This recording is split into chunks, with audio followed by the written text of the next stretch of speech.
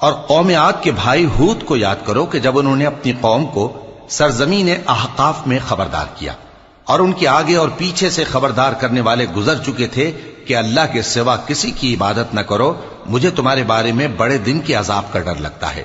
کہنے لگے کیا تم ہمارے پاس اس لیے آئے ہو کہ ہم کو ہمارے معبودوں سے پھیر دو؟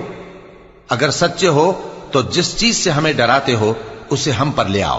پیغمبر نے کہا کہ اس کا علم تو اللہ ہی کو ہے، اور میں تو جو احکام دے کر بھیجا گیا ہوں وہ تمہیں پہنچا رہا ہوں، لیکن میں دیکھتا ہوں کہ تم لوگ نادانی میں پھنس رہے ہو۔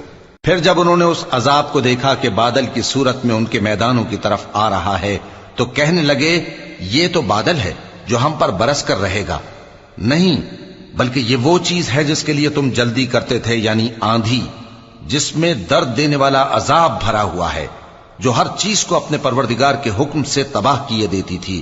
آخر وہ ایسے ہو گئے کہ ان کے گھروں کے سوا وہاں کچھ نظر نہیں آتا تھا۔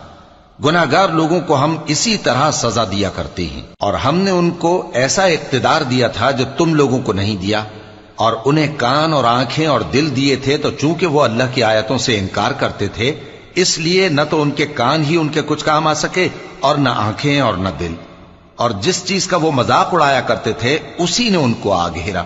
اور اے مکے والو، تمہارے ارد گرد کی بستیوں کو ہم نے ہلاک کر دیا، اور بار بار ہم نے اپنی نشانیاں ظاہر کر دیں تاکہ وہ رجوع کریں، تو جن کو ان لوگوں نے اللہ کا قرب حاصل کرنے کے لیے معبود بنایا تھا انہوں نے ان کی کیوں مدد نہ کی، بلکہ وہ ان سے گم ہو گئے، اور یہ ان کا جھوٹ تھا اور یہی وہ افترا کیا کرتے تھے۔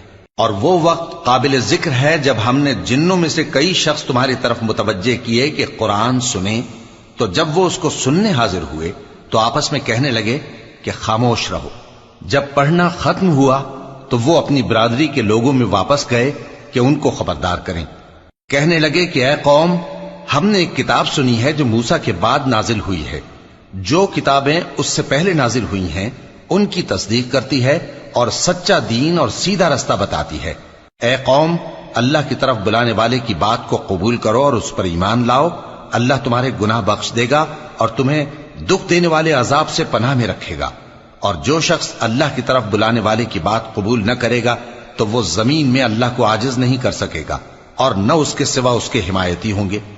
یہ لوگ کھلی گمراہی میں ہیں۔ کیا انہوں نے نہیں سمجھا کہ جس اللہ نے آسمانوں اور زمین کو پیدا کیا اور وہ ان کے پیدا کرنے سے تھکا نہیں، وہ اس بات پر بھی قادر ہے کہ مردوں کو زندہ کر دے؟ ہاں، کیوں نہیں، وہ ہر چیز پر قادر ہے۔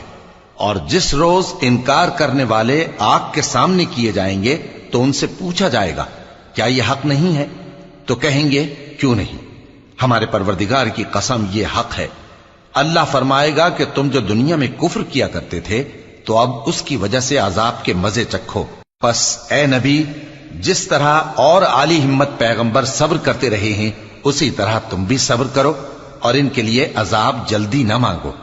جس دن یہ اس چیز کو دیکھیں گے جس کا ان سے وعدہ کیا جاتا ہے تو یہ خیال کریں گے کہ گویا دنیا میں رہے ہی نہ تھے مگر گھڑی بھر دن۔ یہ قرآن پیغام ہے جو پہنچایا جا چکا، سو اب وہی ہلاک ہوں گے جو نافرمان تھے۔